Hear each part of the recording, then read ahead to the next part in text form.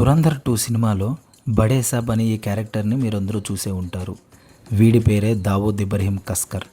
నరరూప రాక్షసుడు, దేశద్రోహి, అత్యంత కిరాతకుడు, చరిత్ర చూసిన హీనుడు, the most wanted underworld don, the most wanted underworld terrorist. Dawood Ibrahim December 27, 1955 Ratnagiri జిల్లా, మహారాష్ట్రలో జన్మించాడు.